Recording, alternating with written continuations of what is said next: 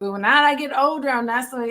No, I used to not be excited, but now she get older, she's embracing it. She knows it's inevitable. She treats it like an adventure. It's a shift for her, and it's not that we were kind of like willingly did this. We're kind of pushed into this situation.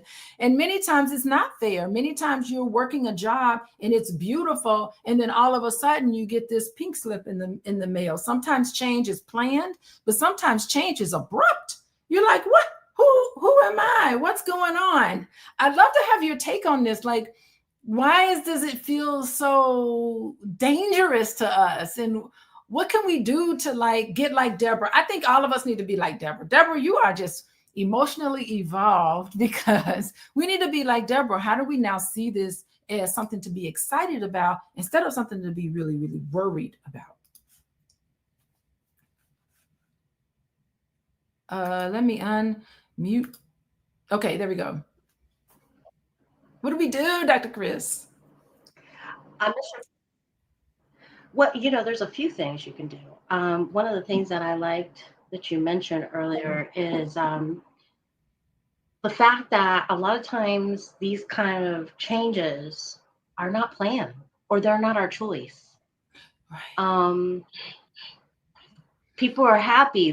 I was happy with the status quo. I was happy with the job I was in. I was happy with the relationship. However you want to define happiness, but I was good, and I'm not ready to change because I liked it. It was familiar, and so that's an important part. And I think again, going back to what I was saying earlier, when we just assume it's like we move from one day to the next and we don't actually take a moment to reflect internally what's going on, we miss the fact that, hey, what just happened also represents a loss. Okay. So of course we can understand from a relationship perspective, good or bad, it's a loss. When it's over, it's a loss. And like you were mentioning earlier, that was an identity that I no longer have. Again, a loss. If it was a job, liked it or don't like it still has a component of a loss. Of course, if you liked it and you were comfortable, feels like a more significant loss. But believe it or not, even when you're not so much liking your job, you miss the familiarity. There are components of loss in there.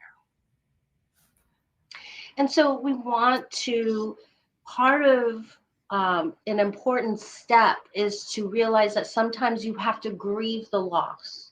And, those come with stages: shock, right? Depression, bargaining.